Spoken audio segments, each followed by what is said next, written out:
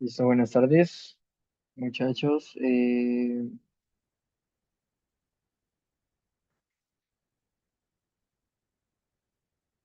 Buenas tardes, muchachos. Bueno, como ya saben, en la coyuntura en la que nos encontramos de esta eh, cuestión política dentro de la universidad, hay una cuestión de índole pedagógico que se debe tener en cuenta un poco para recordar ciertas cosas que se deben tener en cuenta a la hora de negociar. Como en esta vida todo es negociar y este es uno de esos eventos donde ese tipo de acciones no se quedan fuera de este tipo de ámbitos. Pero, ¿qué cosas hay que tener en cuenta para negociar o mejor dicho, para resolver el conflicto? Pues acá hay unos componentes que sería bueno tener en cuenta, teniendo en cuenta este escenario. Uno de esos sería el cuerpo, la mente y la relación en el conflicto. Eh, bueno, evidentemente nosotros debemos tener en cuenta que nosotros somos eh, seres humanos. Bueno, nosotros debemos tener en cuenta de que nosotros no solo somos entes racionales, sino que también tenemos un cerebro con cosas bastante primitivas, por decirlo así. Y justamente la parte primitiva de nuestro cerebro, que evidentemente interfiere a la hora de un conflicto, es la amígdala cerebral. ¿Qué es lo que sucede? Evidentemente, un conflicto es una situación en la que hay evidente riesgo, bueno, situaciones que el cerebro obviamente va a asociar con peligro y en ese tipo de contextos es muy sencillo que esa parte del cerebro tome control a la hora de tener o de vivir un tipo de conflicto de este tipo. Entonces, ¿qué es lo que pasa o qué es lo que hace la amígdala en ese tipo de escenarios? Pues que primeramente detecta un peligro, aunque sea social. ¿Y por qué digo que aunque sea social? Porque evidentemente nosotros tenemos 200.000 años de evolución en los cuales el entorno a los cuales esa parte del cerebro tenía que responder era para situaciones de supervivencia. ¿Qué es lo que ha pasado? Que evidentemente ese entorno ha cambiado, pero la amígdala cerebral no entiende de que hemos pasado por varias revoluciones industriales y que ya no estamos corriendo de un león, sino que es un entorno de lucha por unos determinados intereses dentro de una universidad. Entonces, evidentemente ahí se debe tener en cuenta que no podemos actuar de tal forma como si nos estuviera persiguiendo un león, porque vamos a actuar con la misma agresividad o con X o Y efecto, mucho más relacionado biológicamente, algo muy violento, riesgoso, eh, o algo simplemente que no corresponde para lo que esa amígdala cerebral cree que está pasando. ¿Me hago entender? Entonces, ¿qué es lo que hace básicamente? Detectar peligro, enviar señales de alerta al cuerpo y activar respuestas automáticas. Eso se debe tener en cuenta porque hay muchas de las cosas que nosotros a la hora de resolver un conflicto muchas veces no son racionalizadas, sino que justamente salen como muy naturalmente. Entonces, las respuestas básicas que se pueden tener automáticas serían lucha, huida o bloqueo. ¿Eso qué quiere decir? Por ejemplo, con la lucha, quiere decir que entonces va a haber una predisposición no racionalizada, un poco automática, de discutir o atacar. Si es otra respuesta, por ejemplo, de huida, entonces estaría eh, más de la parte de evitar o retirarse.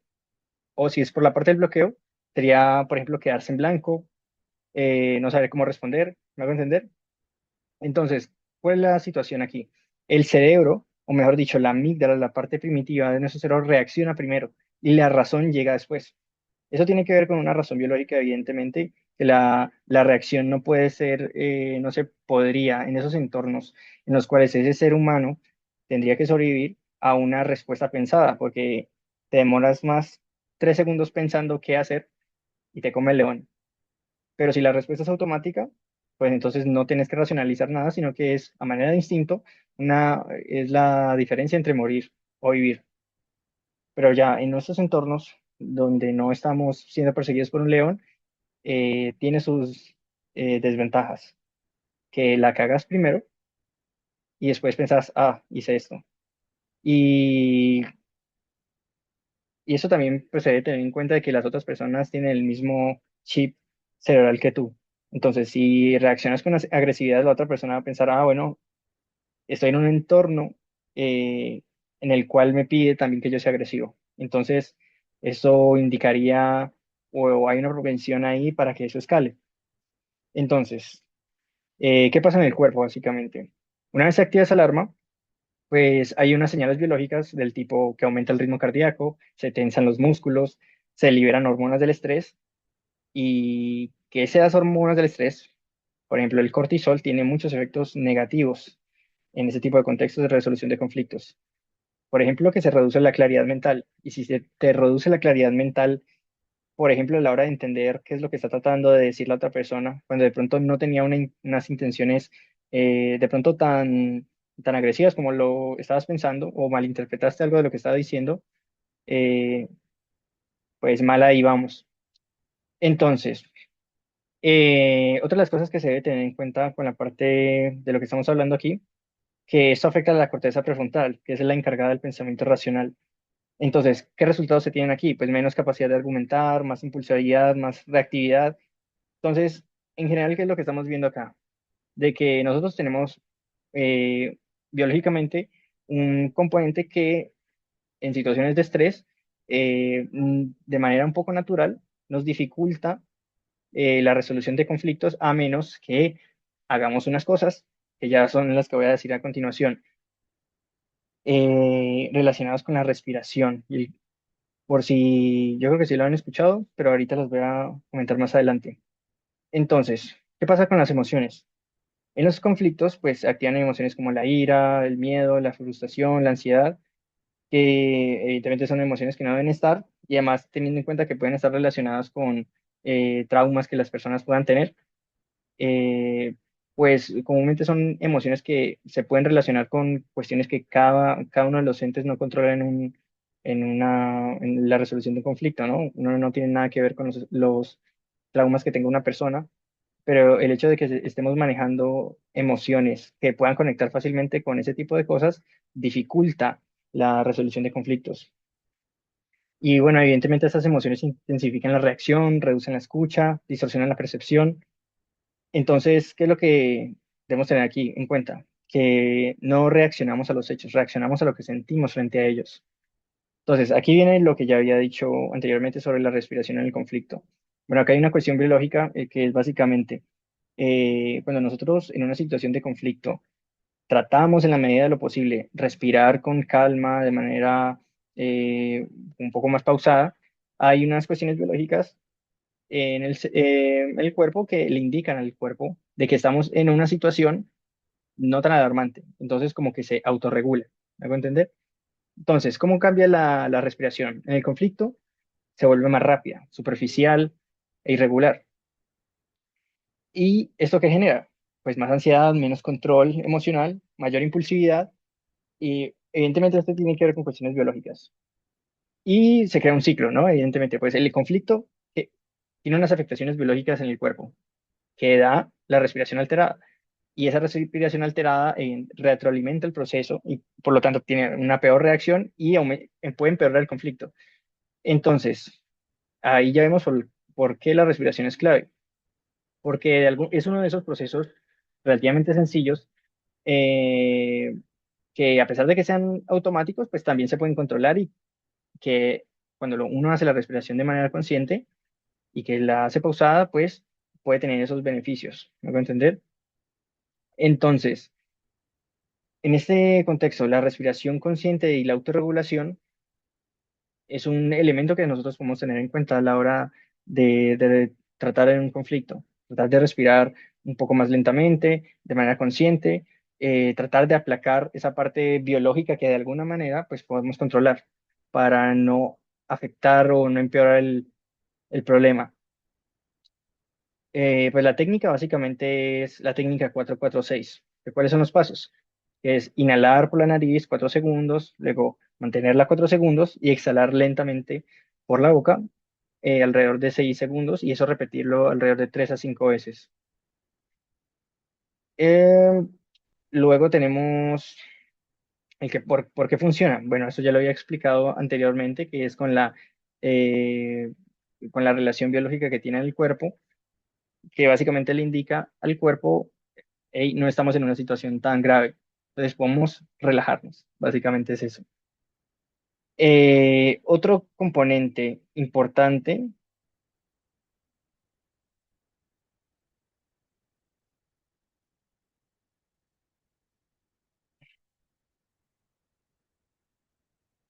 es el de la intención. Entonces,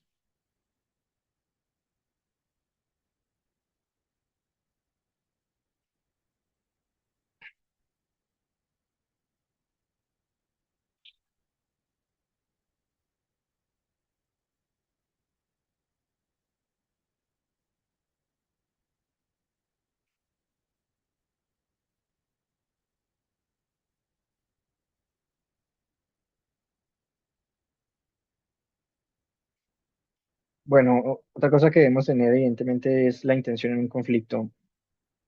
Curiosamente, a veces la intención se puede ver de manera explícita o implícita en un conflicto y también marca la diferencia a la hora de resolverlo. Eh, entonces, ¿qué es la intención? Bueno, todo el mundo debe saber qué es la intención, pero para enunciarlo cortamente sería: ¿qué es el propósito interno, pues, que orienta la forma en que interpretamos, decidimos y actuamos dentro de un conflicto? Eh, Aquí teniendo un ejemplo de que no es solo lo que decimos. Por ejemplo, quiero dialogar, sino desde dónde se actúa, qué se busca realmente y qué se está dispuesto a generar. Por ejemplo, desde enfoques como el de Wayne Dyer, la intención no solo guía acciones, crea la realidad. Y si uno se pone a pensar, pues claro, si el lenguaje tiene la capacidad para crear la realidad en la medida de que muchas veces las cosas que decimos enmarcan cómo nosotros percibimos el mundo, en la medida de que nosotros tengamos esa capacidad para comunicar bien, la otra persona va a aceptar como real lo que nosotros estamos diciendo, independientemente de que lo que nosotros estemos percibiendo sea acorde con la realidad o no. Entonces, en esa medida, la intención también crea la realidad. Entonces, en una traducción práctica que tenemos, que en un conflicto como el que tenemos ahora, universitario, no se reacciona directamente a los hechos, reacciona desde su intención frente a los hechos. Evidentemente, es supremamente importante qué es la intención, porque la intención está ligada a la voluntad. ¿Qué quiere decir eso? Lo que cada persona quiere conseguir, los intereses en ese conflicto, ¿me hago entender? Entonces, dos personas en la misma situación pueden actuar completamente distinto dependiendo si tienen dos intenciones distintas. Entonces, otro punto de los que tenemos aquí sería la intención como filtro de la realidad. Antes de actuar ocurre algo invisible, por decirlo así. Interpretamos qué es lo que pasa. O sea, hay hechos y hay interpretaciones. Pueden haber un mismo hecho y que dos, tres personas interpreten el mismo hecho de maneras distintas. Y esa interpretación evidentemente está ligada a la intención. Y bueno, evidentemente cómo la persona perciba ese hecho y bueno, muchas cosas más.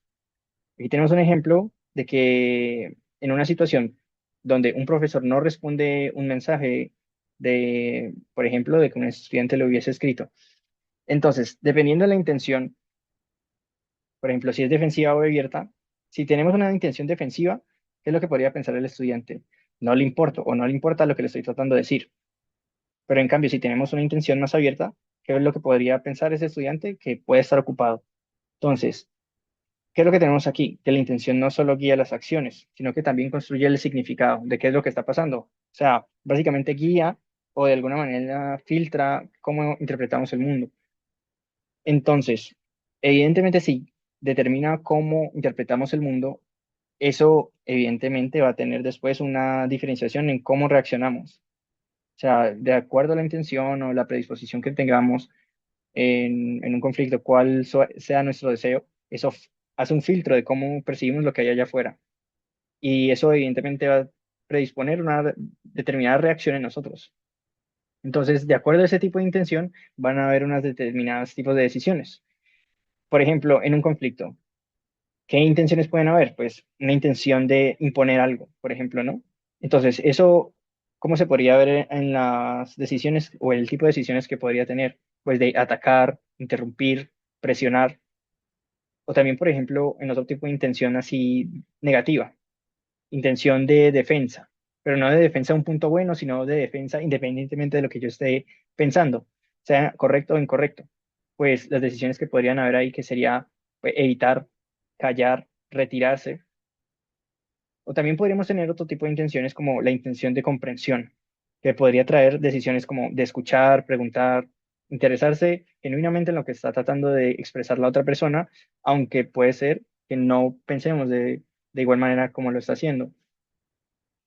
O también tenemos otra intención que sería la intención de transformación. Bueno, aquí en general pueden haber muchas intenciones. El hecho es para dar un ejemplo.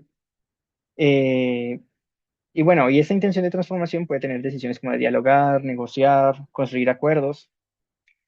Entonces, algo que debemos tener en cuenta es cuál es nuestra intención, porque a veces de pronto no puede ser que no lo hayamos racionalizado, no lo tengamos tan consciente, pero sí sería bueno pensar qué intención, cuál es la intención que él tiene, cuál es mi intención, y de acuerdo a eso, pues lo mejor en términos de también de resolver un conflicto, algo que es bastante importante es el saber comunicar. Porque puede ser de que la otra persona no tenga una intención mala, pero el hecho de que no se sepa comunicar puede dar a entender de que tiene otra intención. O también con nosotros mismos, si nosotros podemos tener unas buenas intenciones, pero si no sabemos comunicar de que tenemos esas buenas intenciones, pues podemos dar un mensaje que no es. Entonces, ¿por qué digo eso? Porque también hay otra cuestión de que no simplemente es lo que se dice, sino cómo se dice. Entonces, evidentemente sabemos de que hay un lenguaje normal, que el de toda la vida, también hay un lenguaje corporal. Entonces, esas cosas también se leen y también hay que saberlas leer, que son, por ejemplo, pues el tono de voz, el lenguaje corporal, la forma en cómo se dicen las cosas, el nivel de apertura, bueno, todo ese tipo de cosas también dicen algo. Y no necesariamente porque parezca de que tiene un X lenguaje corporal, quiere necesariamente decir de que que lo que transmite sea eso, porque pueden haber otras mil y un razones por las que esté pasando eso. Pero igual, la idea es tratar de saber comunicar.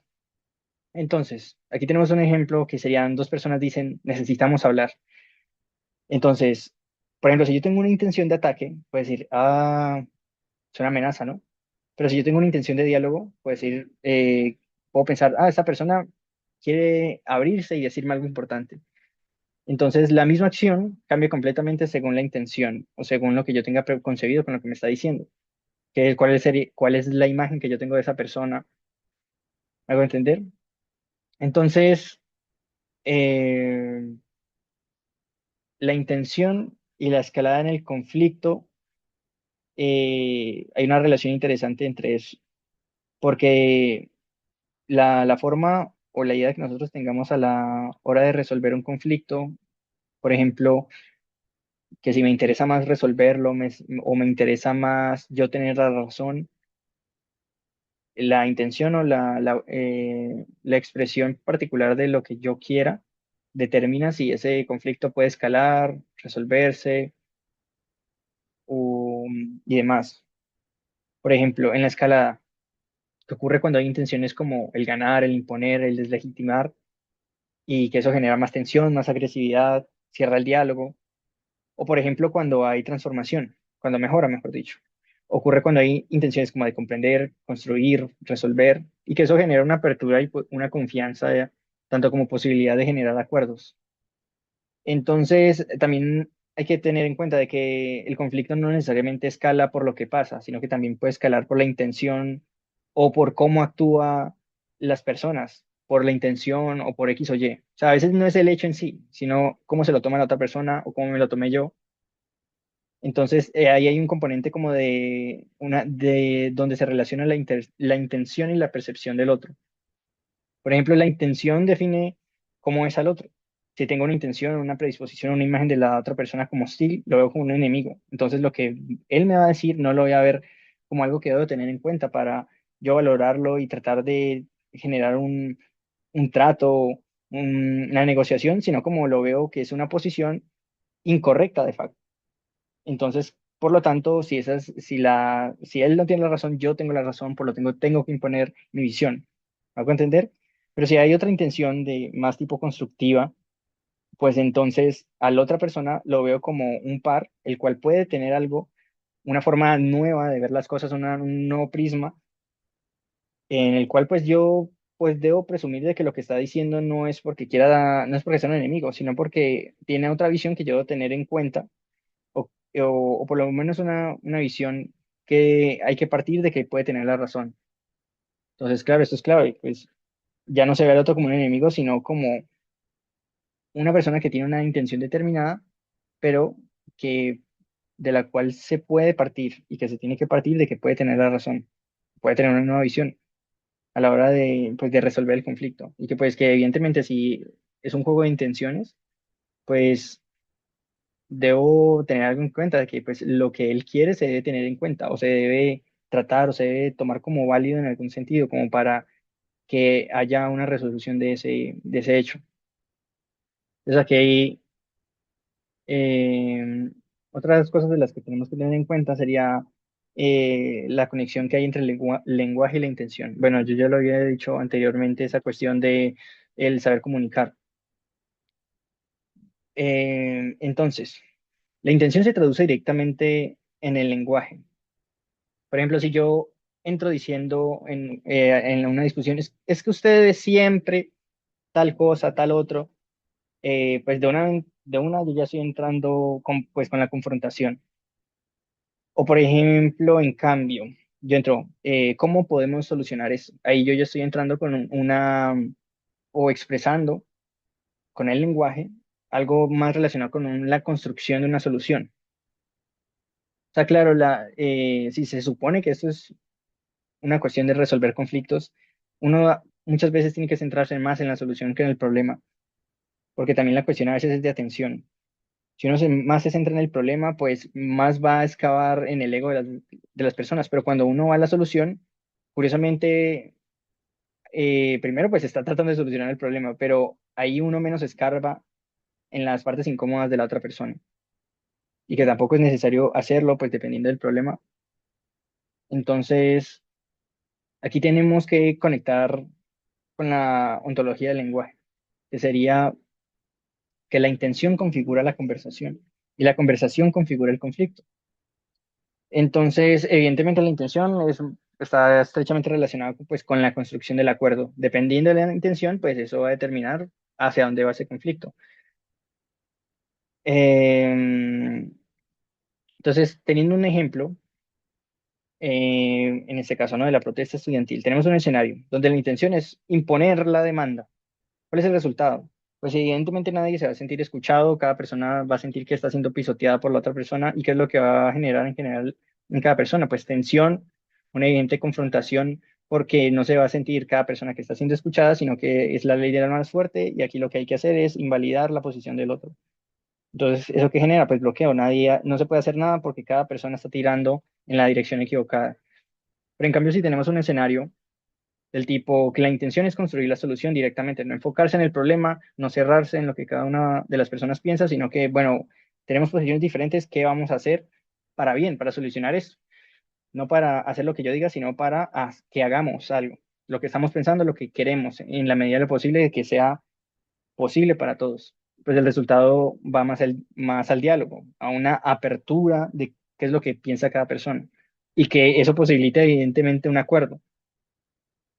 Entonces, las ideas claves es que la intención guía las decisiones, la intención define las acciones y la intención determina si el conflicto escala o se transforma.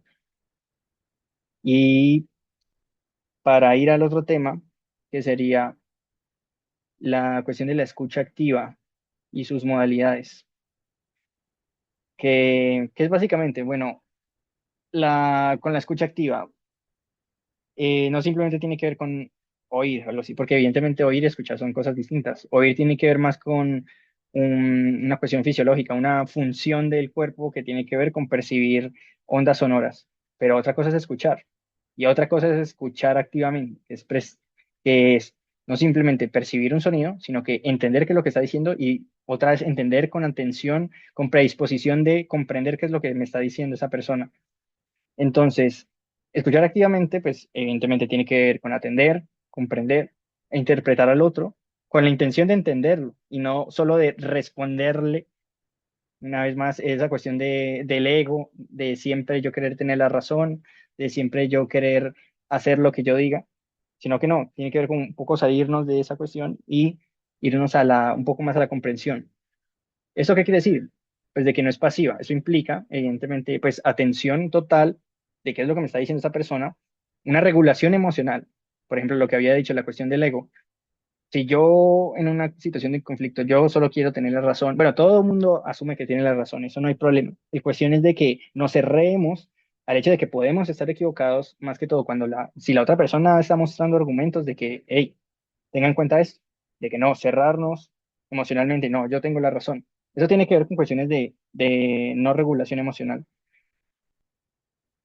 Y otra de las cosas que también tiene es la escucha activa, que, o que implica, sería una apertura mental, una, una abrir la puerta a lo que la otra persona está diciendo y evidentemente, una validación de lo que del otro, de la que parte el entender que esa otra persona puede tener la razón también o que tiene un punto que vale la pena escuchar. Entonces, básicamente tenemos diferencias claves, que oír es un proceso biológico, escuchar es un proceso cognitivo y escuchar activamente es un proceso intencional y relacional con el otro. Entonces, en los conflictos, el problema no es que la gente no hable, es que nadie se está escuchando o se siente escuchado también. ¿Y por qué es esto central en el conflicto? Pues porque el conflicto no es solo choque de intereses, como lo había dicho, sino que también tiene que ver las intenciones, emociones, interpretaciones. El conflicto de por sí es complejo, pero también el solucionarlo es complejo. Ya la cuestión, la disyuntiva es qué tipo de complejidad uno asume y qué intenciones uno tiene, evidentemente, para a la hora de elegir qué tipo de complejidad. Y todo eso solo se accede escuchando, o o es una de las cosas que hay que hacer. Entonces, ¿cuáles son parte de las funciones clave en el conflicto? Pues que la escucha activa, entre otras cosas, permite pues reducir la tensión para la otra persona. El hecho de que se siente escuchada ya es mucho también, porque de por sí el conflicto viene porque es un choque de intereses, o sea, está asumiendo de que mi interés no está siendo escuchado. Entonces, si la otra persona ya me está escuchando, por lo menos ahí se baja un poquito la tensión. También otra cosa que permite es el legitimar al otro, como ya lo había dicho. Y también construye confianza en la medida de lo posible, porque estoy asumiendo, ah, bueno, esa otra persona me está escuchando y si me está escuchando es porque por lo menos tiene la decencia de, de decir lo que le estoy diciendo. Y pues todo eso abre la posibilidad de un acuerdo. Entonces, pues sin escucha no hay diálogo y pues sin diálogo solo hay confrontación. Como yo había dicho de que pues la escucha activa tiene que ver con el comprender. Una cosa que debemos tener en cuenta es el escuchar o a la hora de nosotros estar escuchando, nosotros no podemos estar simplemente escuchando o supuestamente escuchando y que lo que en realidad estemos es pensando qué es lo que vamos a responder. No en el sentido de para solucionar algo, sino como de para defender mi posición independientemente de que esté bien o mal. Y ese es un cambio difícil. Pues en el conflicto, ¿qué es lo normal? Pues pensar la respuesta mientras el otro está hablando. Y si estamos pensando la respuesta, pues no le estamos prestando atención realmente, o no le estamos prestando la atención que debería. ¿Y qué es lo que pasa? Que cuando de pronto no estamos prestando atención a lo que la otra persona está diciendo y de pronto evitamos un punto en el cual de las cosas que si hubiéramos prestado atención hubiéramos dicho, a lo mejor tiene un punto de razón, sino que estuvimos todo ese tiempo no prestando atención y pensando, no, yo tengo la razón, entonces voy a tener una predisposición a interrumpirlo. Y pues en general a la actitud en general de defender la propia posición. Y pues esto evidentemente rompe el diálogo. Entonces, la escucha activa, ¿qué implica? Pues suspender el juicio, tolerar el desacuerdo y priorizar el entender. Pues que también aquí las cosas hay que sopesarlas. No, tampoco se puede ir demasiado al otro lado, pero sí hay que dar un pasito, un poquito. de bajar la guardia, pues si uno de verdad quiere tener una intención de resolver el conflicto. Entonces, cuando escuchas para responder, compites, pero cuando escuchas para comprender,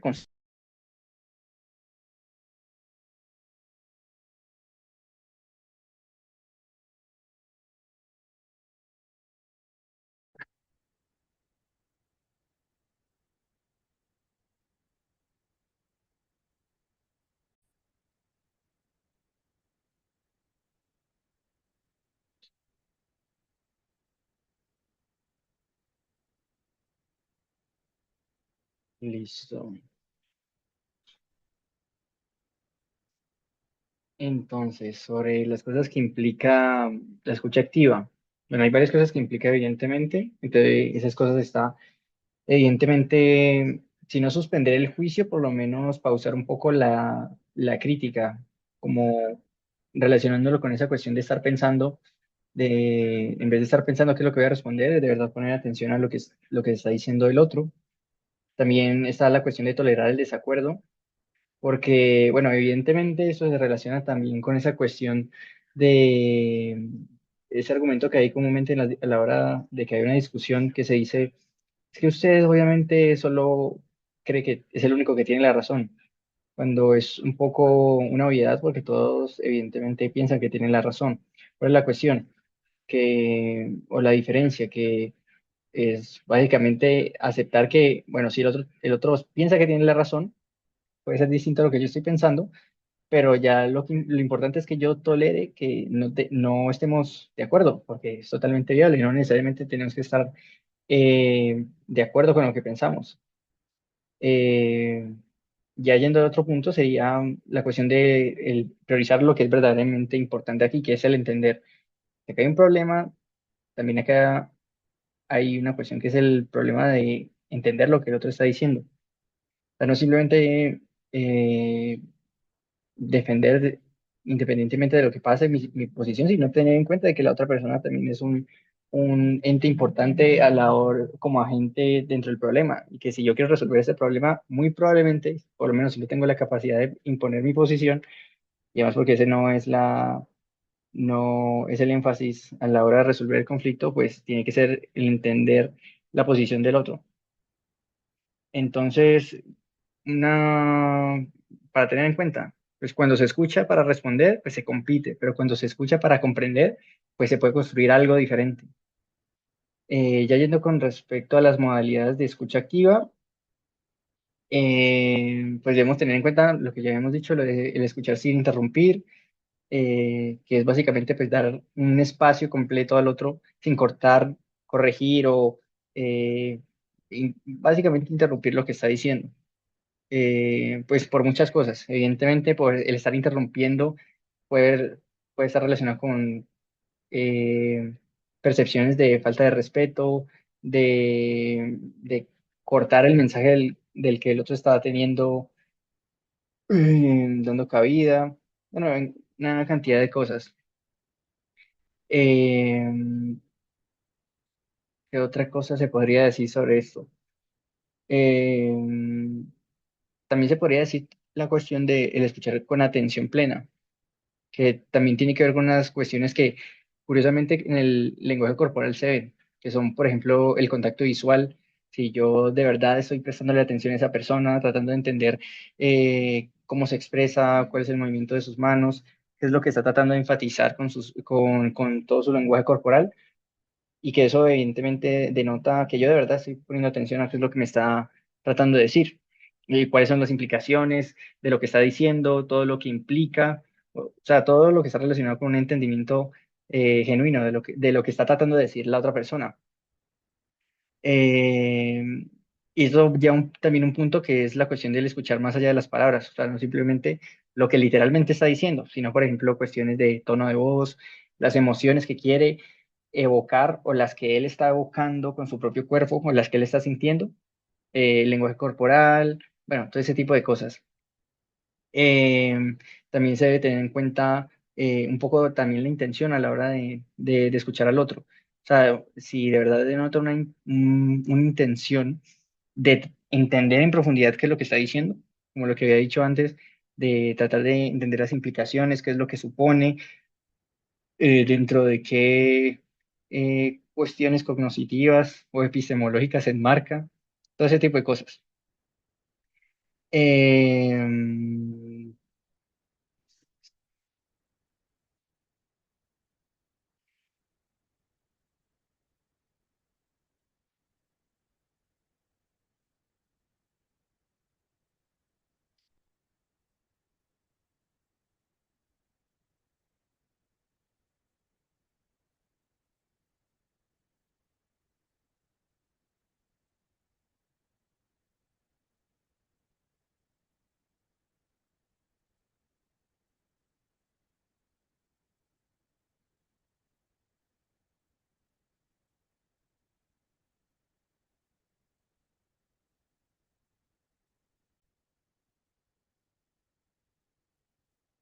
Acá teniendo otro componente de lo que es importante tener para esta presentación sería la cuestión de la ontología del lenguaje. Y para esto primero, pues, ¿qué es la ontología del lenguaje? Pues básicamente un enfoque dado por Rafael Echeverría, donde acá hay un cambio de una herramienta de comunicación o que sirve para describir qué es lo que hay allá afuera, sino, eh, ah,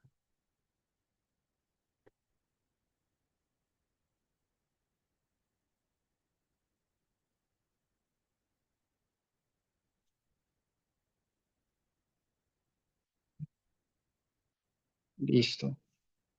Aquí continuando con la cuestión de la ontología del lenguaje, pues primeramente, pues, ¿qué es la ontología del lenguaje? Pues básicamente un enfoque dado por una persona llamada Rafael Echeverría, donde lo básico que se dice es que los seres humanos no solo usamos el lenguaje, sino que vivimos en él. ¿Qué es básicamente esto? De que el lenguaje no simplemente es una herramienta para describir la realidad como todo el mundo piensa, sino que también es una por la cual se construye y no en algo así como una idea así como un poco metafísica o rayada, por decirlo así, sino que teniendo en cuenta de que la realidad no es simplemente la cuestión objetiva, sino también la cuestión intrasubjetiva o intersubjetiva que es construida por las interpretaciones y las subjetividades de cada una de esas personas. Entonces, teniendo en cuenta que el lenguaje sirve para comunicar y que esa comunicación influye en una determinada interpretación sobre lo que pasa afuera, entonces cada persona va a tener una interpretación y una forma de conectarse con la realidad, por lo tanto, como una forma de crear una realidad en sus mentes por medio del lenguaje, si es que me hago entender. Eso en traducción simple, ¿qué sería? Que no solo dices lo que pasa, por ejemplo, sino que defines qué es lo que pasa. En tanto que con tu lengua, con tu lenguaje, delimitas cognitivamente en la mente de las demás personas qué es lo que está pasando. Eh, entonces, básicamente es que el lenguaje no solo describe, sino que también construye la realidad, por decirlo así.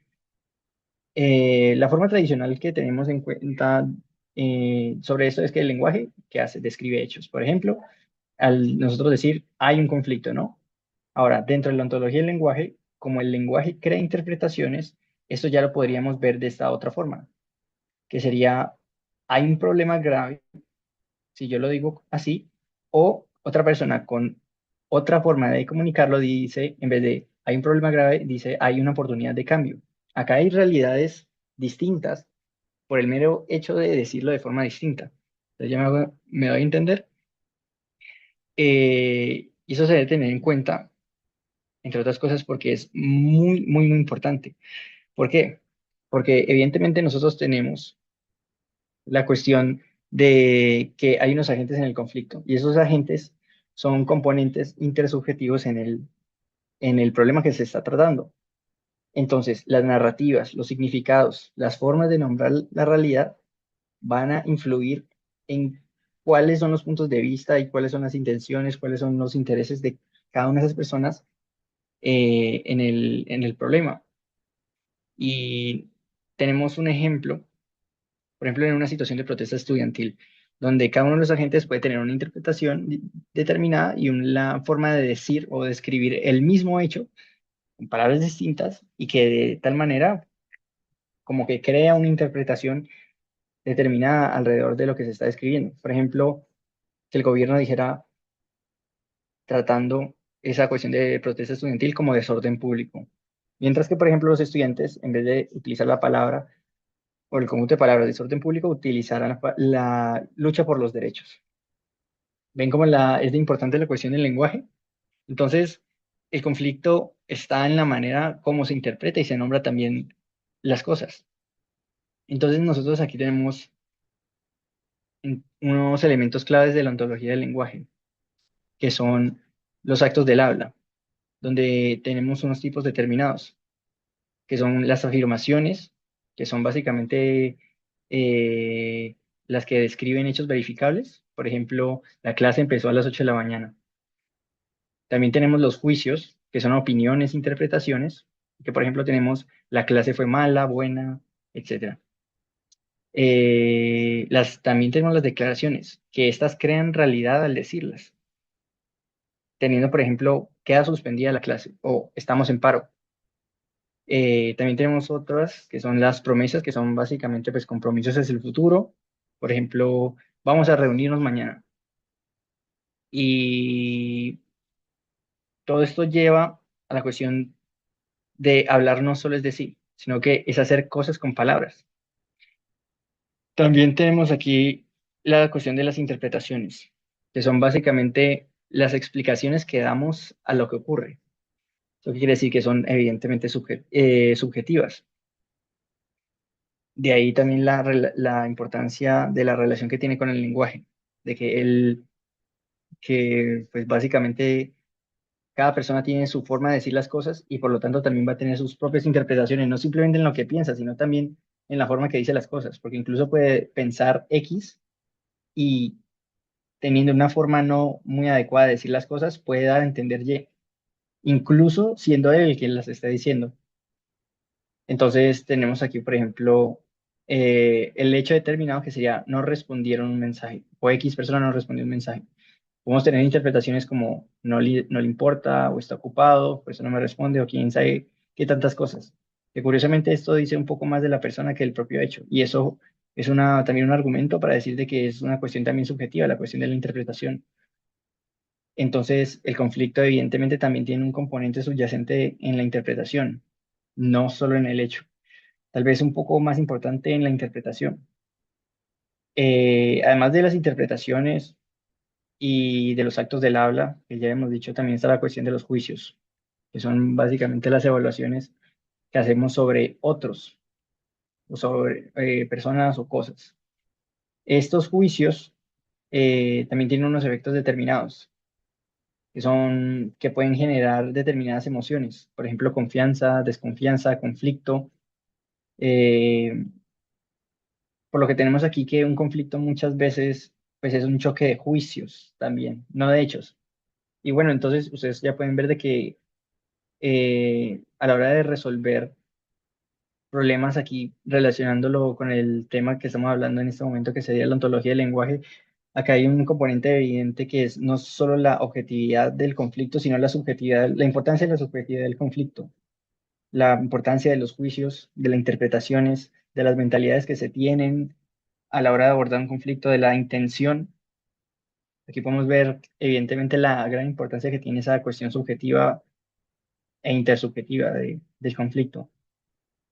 Entonces, eh, esta parte nos lleva a un componente bastante interesante que sería el lenguaje como generador de acción, que es como nosotros tenemos en cuenta de que el lenguaje no solo comunica, sino que también, entre otras cosas, todo el conjunto de cosas que puede hacer, también puede determinar unas emociones, una mentalidad, una interpretación determinada.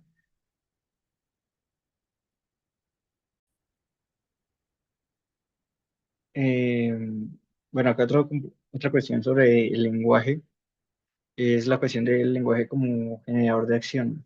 Evidentemente, bueno, el lenguaje es súper importante a la hora de resolver un conflicto.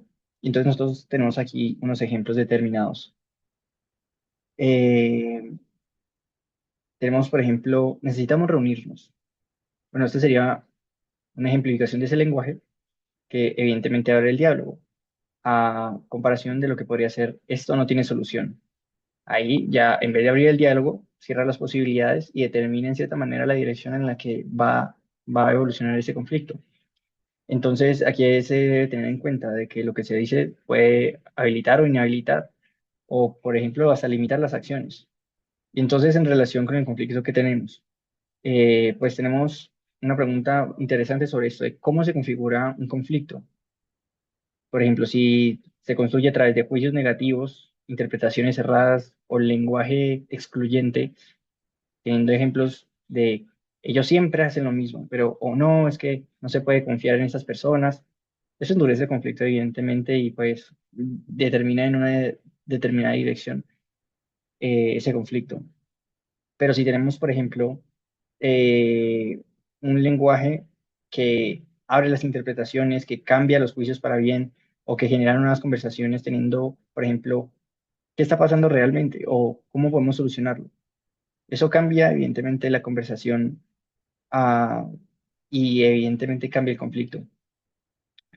Eh, y tenemos aquí, ya avanzando más en esta cuestión, la dimensión ética, que sería la ontología del lenguaje, que plantea de que somos responsables de lo que creamos con nuestras propias palabras, o sea, el sentido de responsabilidad sobre el impacto que tienen esas palabras. Y que eso implica, evidentemente, cómo el hablar, el asumir las determinadas consecuencias de lo que decimos, y que eso también tiene que ver un poco con la cuestión de la madurez. Eh, y listo, para seguir con el tema de los métodos de resolución de conflictos, tenemos esto. Pues primero, ¿qué son los métodos de resolución de conflictos? Son básicamente diferentes formas o procedimientos estructurales para gestionar diferentes disputas o diferentes tipos de disputas de manera pacífica, eficiente y participativa. Evidentemente no todos los conflictos se resuelven de manera igual, eso depende del tipo de conflicto, del tipo de agentes, qué agentes hay, el contexto, bueno, una infinitud de, infinidad de cosas que pueden haber que evidentemente configurarían el determinado procedimiento estructurado que hay para resolver ese conflicto. Eh, por lo tanto, existen distintos tipos de métodos, por ejemplo, según el nivel de conflicto, de la relación entre partes, el tipo de problema. Por lo tanto, nosotros aquí tenemos una clasificación principal, que están primeramente los métodos autocompositivos, que es donde las partes construyen su propia solución.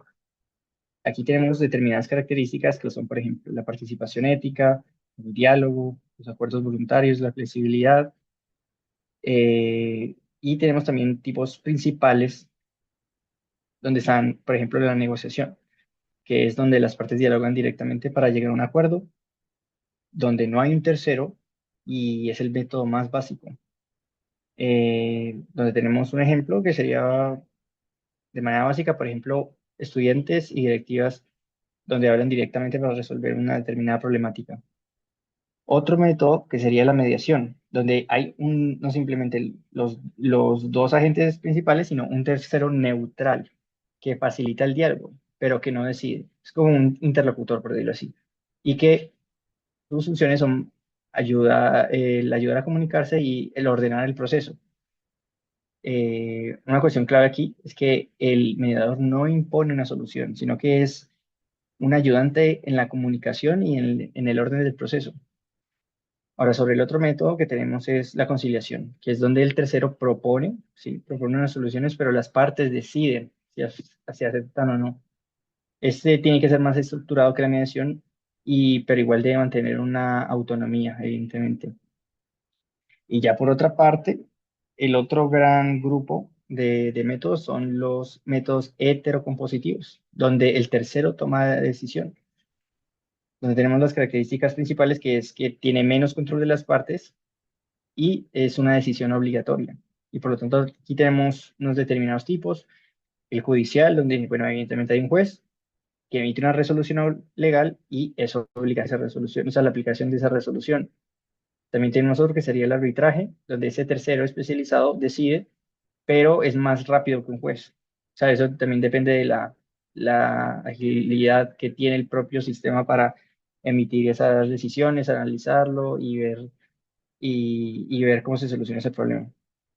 Por lo tanto, aquí tenemos unas diferencias claves entre los autocompositivos, donde pues quien deciden son las partes y el heterocompositivo pues es el tercero.